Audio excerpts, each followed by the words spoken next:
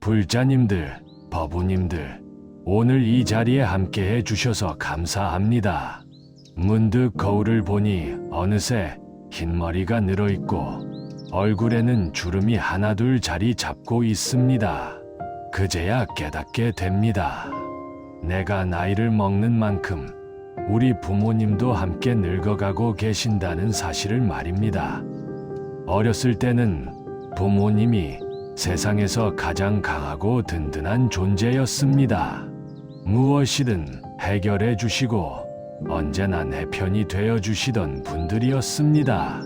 하지만 세월이 흘러 내가 어른이 되고 직장을 다니고 가정을 꾸리면서 부모님과 함께하는 시간은 점점 줄어들었습니다.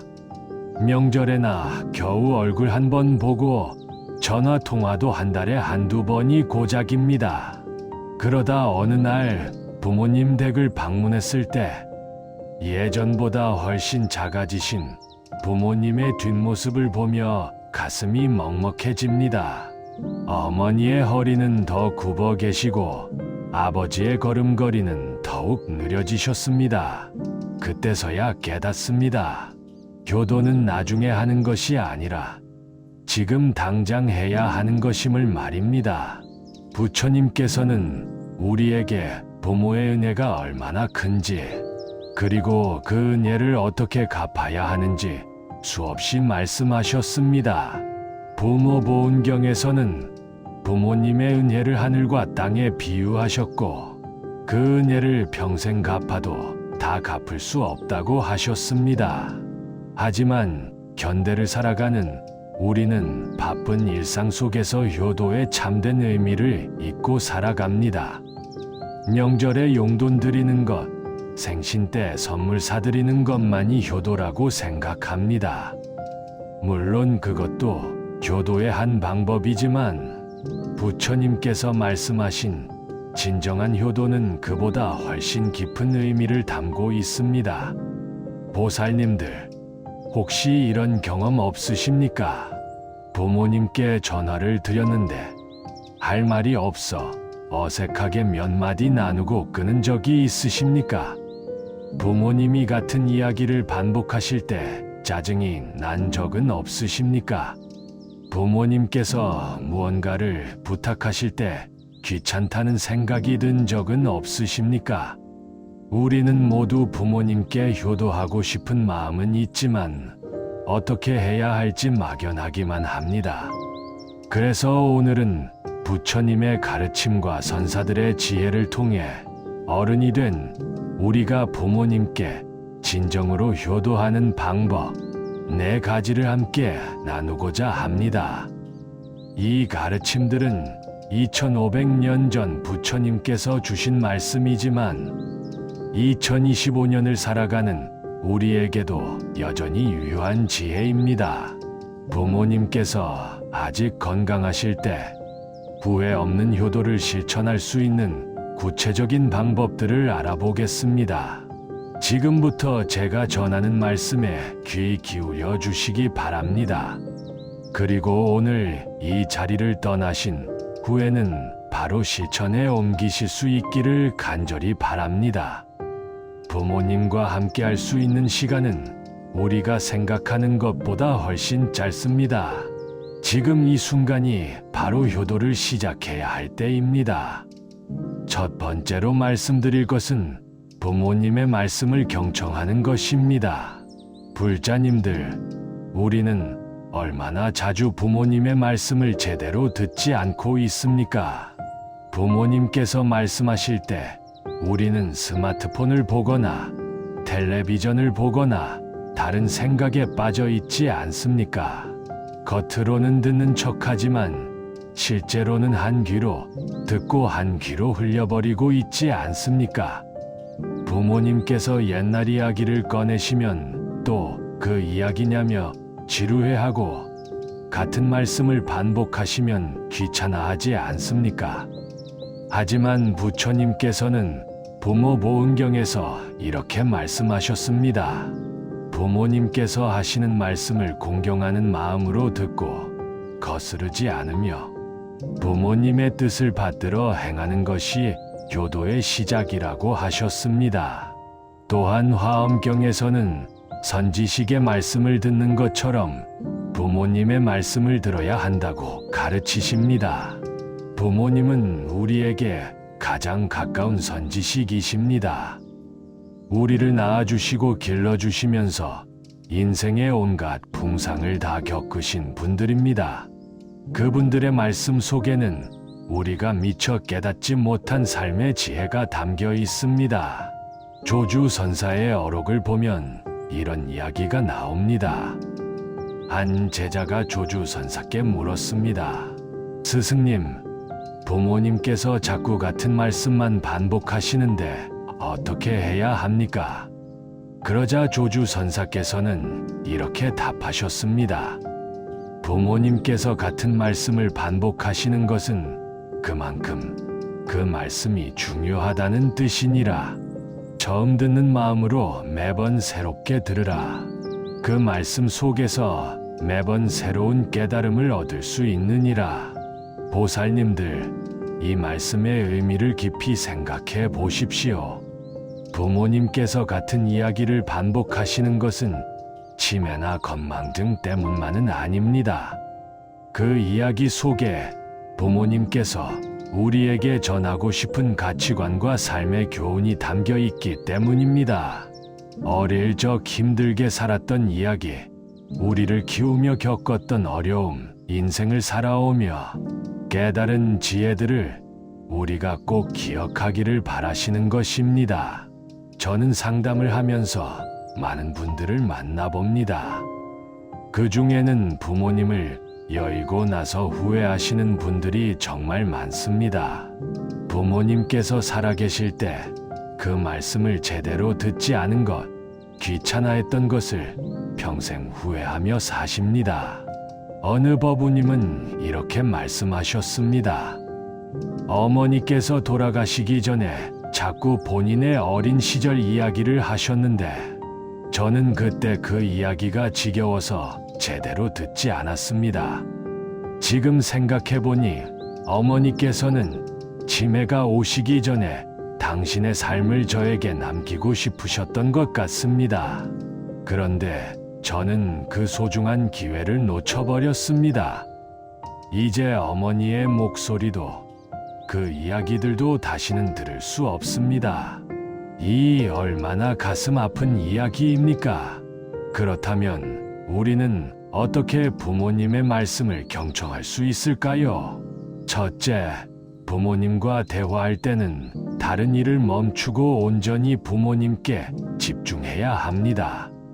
스마트폰을 내려놓고 텔레비전을 끄고 부모님의 눈을 바라보며 이야기를 들으십시오. 둘째, 부모님께서 같은 이야기를 하시더라도 처음 듣는 것처럼 귀 기울여 들으십시오. 매번 조금씩 다른 디테일이 추가되기도 하고 우리의 인생 경험이 쌓이면서 같은 이야기에서도 새로운 의미를 발견할 수 있습니다.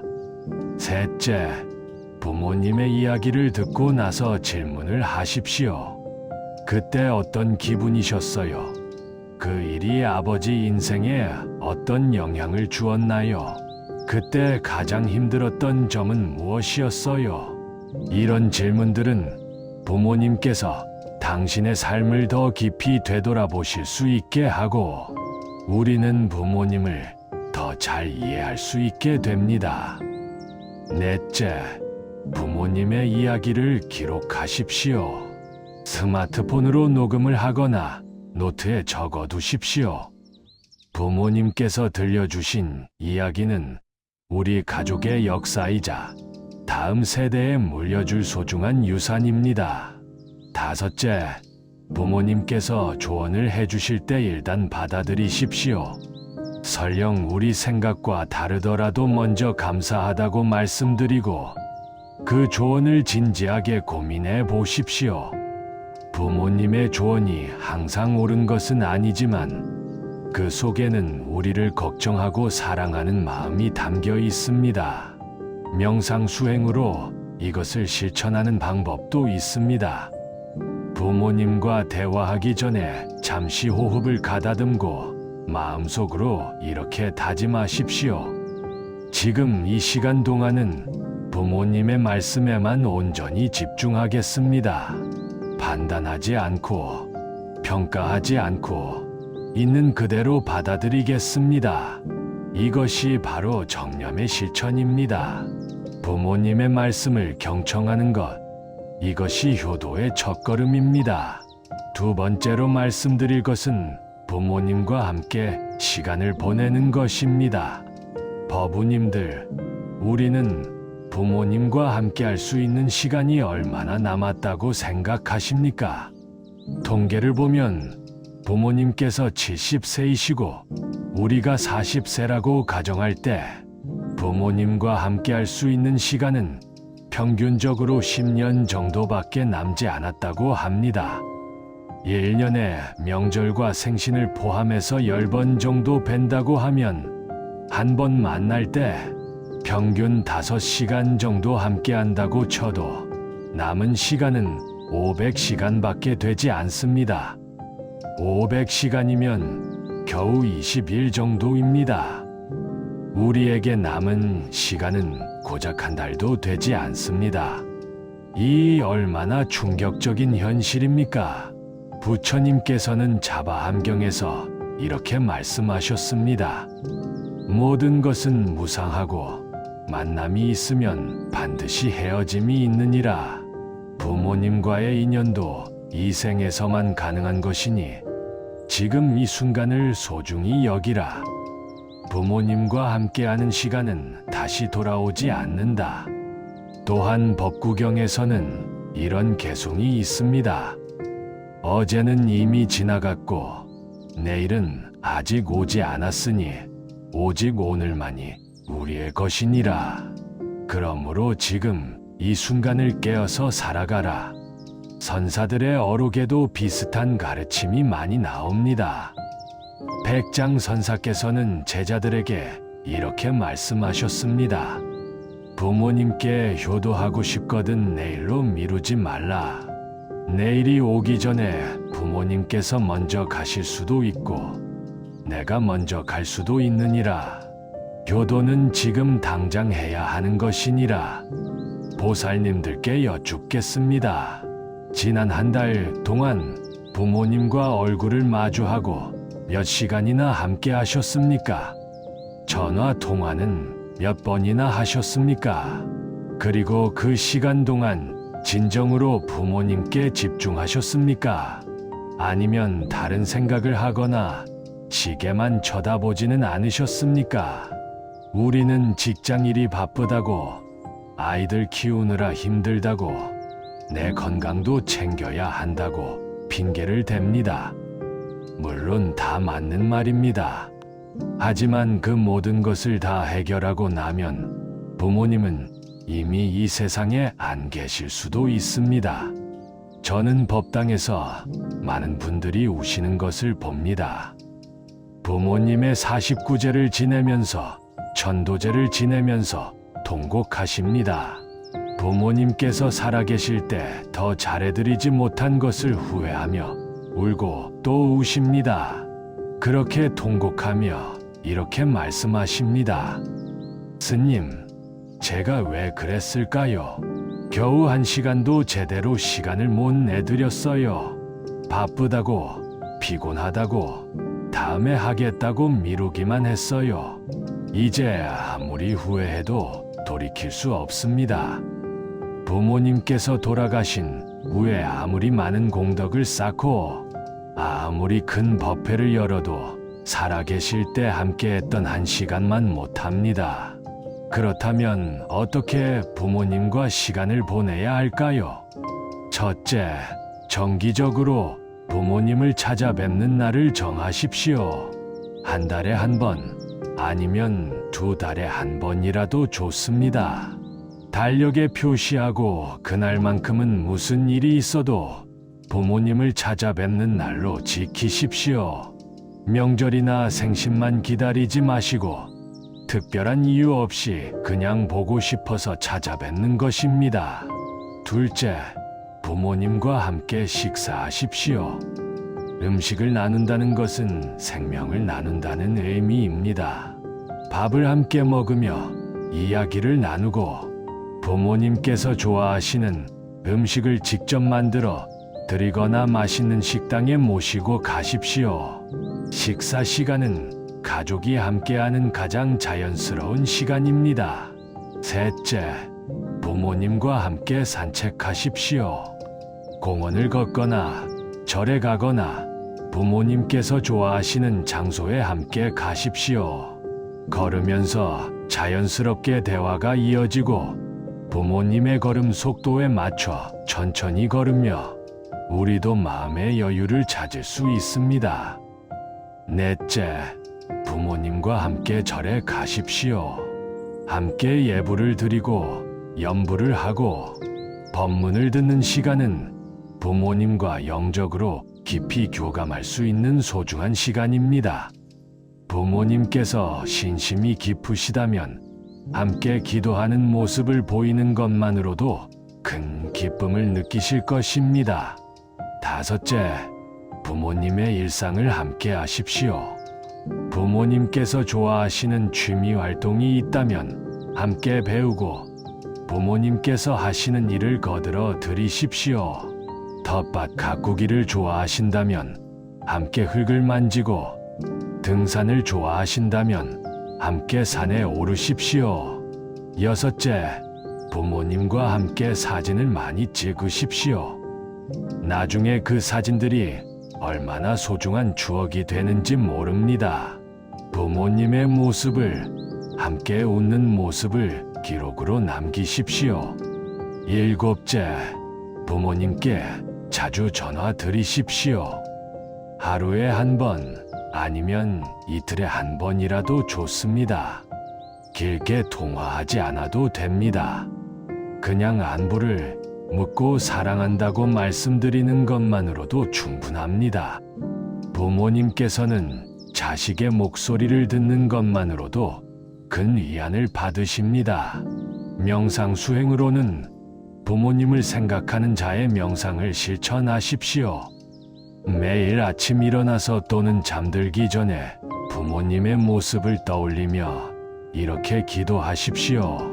부모님께서 건강하시고 평안하시길 기원합니다. 부모님께서 고통 없이 행복하시길 기원합니다. 부모님께 효도할 수 있는 기회를 주신 것에 감사합니다. 이러한 자의 명상은 우리의 마음을 부드럽게 하고 부모님께 대한 사랑과 감사의 마음을 키워줍니다. 부모님과 함께하는 시간, 이것이야말로 가장 큰 효도입니다. 세 번째로 말씀드릴 것은 부모님의 몸과 마음을 돌보는 것입니다. 불자님들, 부처님께서는 아버지 정반왕이 병원으로 누워 계실 때 직접 간호하셨습니다. 세존께서 친히 아버지의 대소변을 받아내시고 몸을 씻겨드리시고 약을 지어 드리셨습니다. 제자들이 이렇게 여쭈었습니다. 세존이시여, 저희가 대왕을 간호하겠습니다. 세존께서는 이렇게 말씀하셨습니다. 부모님을 돌보는 것은 자식의 도리이니라. 부모님을 간호하는 것은 곧 부처를 섬기는 것과 같으니라. 이 말씀은 부모보훈경에 자세히 기록되어 있습니다. 또한 부처님께서는 이렇게 말씀하셨습니다. 부모님께서 늙고 병들어 거동이 불편하실 때 자식이 정성껏 모시고 간호한다면 그 공덕은 1000개의 탑을 세우는 것보다 크니라. 부모님의 몸을 돌보는 것이 바로 최고의 공덕이라는 말씀입니다. 선사들의 어록에도 비슷한 가르침이 있습니다. 임재 선사께서는 제자들에게 이렇게 말씀하셨습니다. 부처를 찾아 멀리 갈 것 없이 내 부모님이 바로 살아있는 부처니라. 부모님을 잘 모시는 것이 곧 부처를 섬기는 것이니라. 보살님들, 우리 부모님들은 지금 어떤 상태이십니까? 건강하게 잘 지내고 계십니까? 아니면 여기저기 아픈 곳이 있으신데 우리가 모르고 있는 것은 아닙니까? 많은 어르신들은 자식들에게 걱정을 끼치지 않으려고 아픈 것을 숨기십니다. 괜찮다고, 별일 아니라고 하시면서 혼자 참고 계십니다. 그러다가 병이 깊어져서야 우리가 알게 되는 경우가 많습니다. 저는 상담하면서 이런 안타까운 사례를 많이 봅니다. 한 법우님은 어머니께서 무릎이 아프시다는 말씀을 몇 번 하셨는데 대수롭지 않게 여기고 밭이나 사드리고 말았답니다. 그런데 몇 달 후 어머니께서 병원에 가보니 무릎 연골이 다 닳아서 인공관절 수술을 해야 하는 상태였습니다. 그분은 지금도 그때 어머니를 바로 병원에 모시고 가지 않은 것을 후회하십니다. 또 다른 분은 아버지께서 자꾸 깜빡깜빡 하신다고 하셨는데 나이 드시면 그럴 수 있다고 생각했답니다. 그런데 알고 보니 치매 초기 증상이었고 진단이 늦어져서 병이 빠르게 진행되었습니다. 부모님의 건강은 우리가 생각하는 것보다 훨씬 빠르게 나빠질 수 있습니다. 그렇다면 어떻게 부모님의 몸과 마음을 돌볼 수 있을까요? 첫째, 정기적으로 부모님의 건강 상태를 확인하십시오. 부모님을 뵐 때마다 요즘 어디 불편한 곳은 없으신지, 약은 잘 드시는지, 병원은 정기적으로 다니시는지 여쭤보십시오. 그리고 부모님께서 건강검진을 받으실 수 있도록 예약을 잡아드리고 함께 가십시오. 둘째, 부모님의 약을 챙겨드리십시오. 어르신들은 약을 잘 까먹으시거나 여러 병원에서 받은 약을 혼동하시는 경우가 많습니다. 약통을 정리해드리고 스마트폰 알람을 맞춰드리거나 약 복용을 도와주는 도구를 사용하도록 도와드리십시오. 셋째, 부모님의 식사를 챙겨드리십시오. 혼자 사시는 부모님들은 식사를 제대로 챙겨 드시지 않는 경우가 많습니다. 귀찮아서 대충 드시거나 영양이 부족한 식사를 하십니다. 반찬을 만들어 갖다 드리거나 건강식품을 사다 드리거나 식사 배달 서비스를 신청해 드리십시오. 넷째, 부모님의 거주 환경을 안전하게 만드십시오. 화장실에 손잡이를 설치하고 미끄러지지 않도록 매트를 깔아드리고 불필요한 문턱을 제거하십시오. 어두운 곳에는 센서 등을 달아드리고 겨울에는 난방이 잘 되는지 확인하십시오. 다섯째, 부모님의 마음 건강도 살피십시오. 많은 어르신들이 우울증을 앓고 계십니다. 활력이 없고 의욕이 없고 자꾸 죽고 싶다는 말씀을 하시면 절대 가볍게 넘기지 마십시오. 전문가의 도움을 받을 수 있도록 하고 우리가 더 자주 찾아뵙고 대화를 나누십시오. 여섯째, 부모님께서 사회활동을 하실 수 있도록 도와드리십시오. 노인정이나 복지관 프로그램에 참여하시도록 권하고 친구분들과 어울리실 수 있도록 격려하십시오. 취미활동이나 봉사활동을 하시면 정신건강에 큰 도움이 됩니다.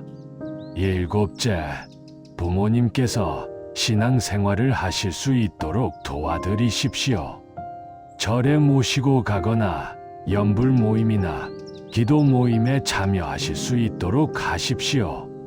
신앙은 노년의 외로움과 불안을 이겨내는 큰 힘이 됩니다. 여덟째, 부모님의 이야기를 들어드리십시오. 외로움을 느끼시는 부모님들이 많습니다. 전화로라도 자주 연락드리고 부모님의 하루 일과를 물어보고 고민을 들어드리십시오. 때로는 그저 들어드리기만 해도 큰 위로가 됩니다. 명상 수행으로는 부모님을 위한 기도와 회향을 실천하십시오. 예불을 드릴 때, 염불을 할 때 부모님의 건강과 평안을 위해 기도하십시오. 우리가 쌓은 모든 공덕을 부모님께 회향하십시오. 부처님께서는 회향의 공덕이 무량하다고 말씀하셨습니다. 또한 우리 자신이 건강해야 부모님을 더 잘 돌볼 한드 수 있다는 것도 잊지 마십시오. 자신의 건강을 챙기는 것도 효도의 한 방법입니다. 부모님께서는 자식이 건강하고 행복한 모습을 보는 것만으로도 기뻐하십니다. 부모님의 몸과 마음을 돌보는 것, 이것이 진정한 효도입니다. 네 번째로 말씀드릴 것은 부모님을 불법으로 인도하는 것입니다. 불자님들, 부처님께서는 부모 보은경에서 이렇게 말씀하셨습니다. 자식이 부모에게 할 수 있는 가장 큰 효도는 부모를 정법으로 인도하여 해탈의 길로 나아가게 하는 것이니라. 아무리 맛있는 음식을 대접하고 아무리 좋은 집을 마련해 드려도 부모님께서 번뇌와 고통에서 벗어나지 못한다면 진정한 효도라고 할 수 없느니라. 부모님께서 불법을 믿고 수행하여 마음의 평화를 얻고 죽음을 두려워하지 않게 되고 내생에 좋은 곳에 태어나시도록 하는 것, 이것이 최고의 효도니라. 이 얼마나 깊은 말씀입니까? 우리는 부모님께 물질적인 것만 드리려고 합니다. 용돈을 드리고 선물을 사드리고 여행을 보내드립니다. 물론 이것들도 중요합니다. 하지만 진정으로 부모님께 드려야 할 가장 소중한 선물은 바로 마음의 평화입니다. 불법을 통해 얻는 지혜와 자비, 그리고 해탈의 길입니다. 부처님께서는 아버지 정반왕께서 임종하실 때 직접 법문을 해주셨습니다. 모든 것은 무상하니 집착하지 마십시오. 이 몸은 사대가 모여 이루어진 것이니 언젠가는 흩어질 것입니다. 하지만 마음의 본성은 불생불멸하니 두려워하지 마십시오. 정념을 유지하며 부처님의 이름을 생각하십시오. 그러면 반드시 좋은 곳에 태어나실 것입니다. 이 법문을 들으신 정반왕은 평온한 미소를 지으시며 편안하게 임종하셨습니다. 이것이 바로 불법으로 인도하는 효도의 본보기입니다. 선사들의 어록에서도 이런 가르침을 찾을 수 있습니다. 육조해능 대사께서는 이렇게 말씀하셨습니다. 부모님께서 불법을 모르신다면 자식이 먼저 불법을 닦아 그 모습을 보이는 것이 효도니라. 자식이 바르게 수행하는 모습을 보면 부모님께서도 자연스럽게 불법에 관심을 가지시게 되느니라. 또한 원효 대사께서도 이렇게 말씀하셨습니다. 부모님을 위해 절에 가서 기도하고 염불하는 것도 좋지만 부모님께서 직접 불법을 만나 수행하시도록 하는 것이 더 큰 효도니라. 우리가 아무리 기도해도 부모님의 업을 완전히 대신할 수는 없느니라. 부모님께서 스스로 불법을 닦으셔야 진정한 해탈을 얻으실 수 있느니라. 보살님들께 여쭙겠습니다. 부모님께서는 불법을 아십니까? 절에 다니십니까? 염불을 하십니까? 명상을 하십니까? 만약 부모님께서 불법을 모르신다면 우리가 인도해야 합니다. 만약 부모님께서 미신이나 잘못된 종교에 빠져 계시다면 바른 불법으로 인도해야 합니다. 이것은 쉬운 일이 아닙니다. 특히 나이 드신 부모님께 새로운 것을 권하는 것은 매우 어렵습니다. 하지만 포기해서는 안 됩니다. 부모님의 영원한 행복이 걸린 문제이기 때문입니다. 그렇다면 어떻게 부모님을 불법으로 인도할 수 있을까요? 첫째, 우리 자신이 먼저 모범을 보여야 합니다. 우리가 불법을 닦아 변화된 모습을 보이면 부모님께서도 관심을 가지십니다. 예전보다 마음이 평온해지고 화를 잘 내지 않고 교도를 더 잘하게 되면 부모님께서 무엇이 너를 변화시켰느냐고 물으실 것입니다. 그때가 바로 불법을 전할 기회입니다. 둘째, 부모님을 절에 모시고 가십시오. 처음에는 관광 삼아 유명한 절에 가는 것도 좋습니다.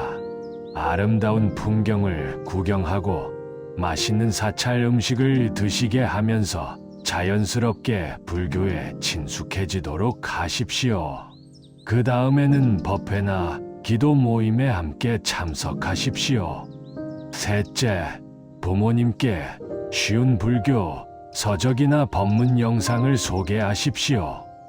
너무 어려운 경전이나 선어록보다는 일상생활에 적용할 수 있는 실용적인 가르침이 담긴 책이나 영상이 좋습니다.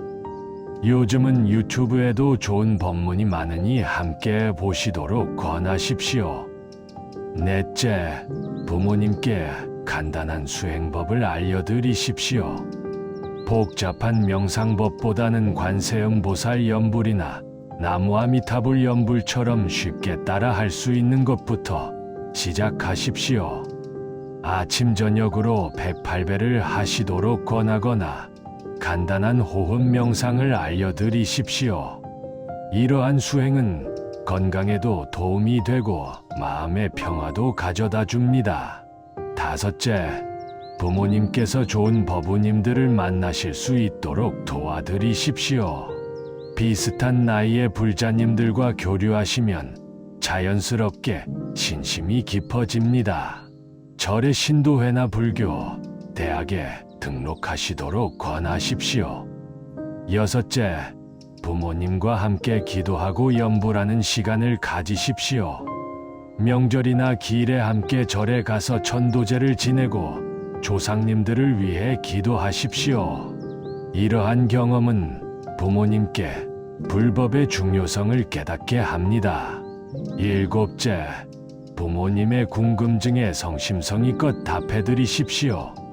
부모님께서 불법에 대해 질문하시면 최선을 다해 설명하되 모르는 것은 모른다고 솔직히 말씀드리고 함께 알아보십시오. 스님께 여쭤볼 수도 있고 책을 찾아볼 수도 있습니다. 여덟째, 부모님께서 두려워하시는 죽음에 대해 불법의 관점에서 이야기해 드리십시오. 많은 어르신들이 죽음을 두려워하십니다. 불법에서는 죽음을 끝이 아니라 새로운 시작으로 봅니다. 윤회와 업보, 극락왕생에 대해 설명해 드리고 평소에 염불하고 선업을 쌓으면 좋은 곳에 태어날 수 있다고 말씀드리십시오. 아홉째, 부모님을 위해 기도하고 공덕을 쌓으십시오. 우리가 쌓은 공덕을 부모님께 회향하면 부모님께도 그 복이 미칩니다. 부모님의 수명이 길어지고 병이 낫고 마음이 평안해지는 것을 경험하시면 불법의 힘을 믿게 되십니다. 명상 수행으로는 부모님을 위한 자비 관상을 실천하십시오. 명상할 때 부모님의 모습을 떠올리며 이렇게 기원하십시오. 부모님께서 불법을 만나 진리를 깨닫고 모든 번뇌에서 벗어나 해탈을 얻으시길 기원합니다. 부모님께서 죽음을 두려워하지 않고 평온하게 임종하시길 기원합니다. 부모님께서 극락왕생하시길 기원합니다. 이러한 간절한 기도와 수행은 반드시 응엄이 있습니다. 부처님과 보살님들께서 우리의 효심을 아시고 도와주실 것입니다. 부모님을 불법으로 인도하는 것, 이것이야말로 최고 최상의 효도입니다. 불자님들, 법우님들, 보살님들, 오늘 함께 나눈 4가지 효도 방법을 다시 한번 정리해 보겠습니다. 첫째, 부모님의 말씀을 경청하는 것입니다. 부모님께서 하시는 모든 말씀을 소중히 여기고 처음 듣는 것처럼 귀 기울여 들으십시오. 같은 이야기를 반복하시더라도 인내심을 가지고 들어드리십시오. 둘째, 부모님과 함께 시간을 보내는 것입니다. 우리에게 남은 시간이 얼마 없다는 것을 기억하십시오. 지금 당장 부모님을 찾아뵙고 전화를 드리고 함께 식사하고 산책하십시오. 셋째, 부모님의 몸과 마음을 돌보는 것입니다. 부모님의 건강 상태를 세심하게 살피고 필요한 도움을 제공하십시오. 몸의 건강뿐만 아니라 마음의 건강도 챙겨드리십시오. 넷째, 부모님을 불법으로 인도하는 것입니다. 부모님께서 불법을 만나 수행하시고 마음의 평화를 얻으시고 해탈의 길로 나아가시도록 도와드리십시오. 이 4가지는 서로 분리된 것이 아니라 하나로 연결되어 있습니다. 부모님의 말씀을 경청하면 자연스럽게 함께하는 시간이 늘어나고 함께하는 시간이 늘어나면 부모님의 몸과 마음 상태를 더 잘 알 수 있고 부모님을 잘 돌보다 보면 불법으로 인도할 기회도 생깁니다. 오늘 이 법문을 들으신 후에는 반드시 실천하시기 바랍니다. 지금 당장 부모님께 전화를 드리십시오. 이번 주말에는 부모님을 찾아뵙는 계획을 세우십시오. 부모님께 효도하겠다고 다짐만 하고 미루지 마십시오. 내일은 너무 늦을 수도 있습니다. 부처님께서 말씀하신 것처럼 모든 것은 무사합니다. 오늘 건강하신 부모님이 내일은 어떻게 될지 아무도 모릅니다. 우리 자신도 마찬가지입니다. 그러므로 후회 없는 효도를 지금 당장 시작하십시오. 만약 이 법문이 도움이 되셨다면 좋아요 버튼을 눌러주시고 댓글로 여러분의 생각과 경험을 나눠주시기 바랍니다. 여러분의 효도 이야기는 다른 분들에게도 큰 귀감이 될 것입니다. 그리고 이 영상을 부모님께 효도하고 싶은 모든 분들과 공유해 주십시오. 함께 부처님의 가르침을 실천하며 효도하는 아름다운 세상을 만들어 갑시다. 오늘 이 법문으로 쌓은 모든 공덕을 우리의 부모님께 그리고 이 세상 모든 부모님들께 회향합니다. 모든 부모님들께서 건강하시고 평안하시길 기원합니다. 모든 부모님들께서 불법을 만나 해탈을 얻으시길 기원합니다. 모든 자식들이 효도의 마음을 내어 부모님을 잘 모시길 기원합니다. 나무석가모니불, 나무석가모니불, 나무석가모니불. 오늘도 이 자리에 함께해 주신 모든 불자님들께 깊은 감사를 드립니다. 부처님의 자비와 가피가 여러분과 여러분의 부모님께 함께 하시길 기원합니다. 건강하시고 행복하십시오. 고맙습니다.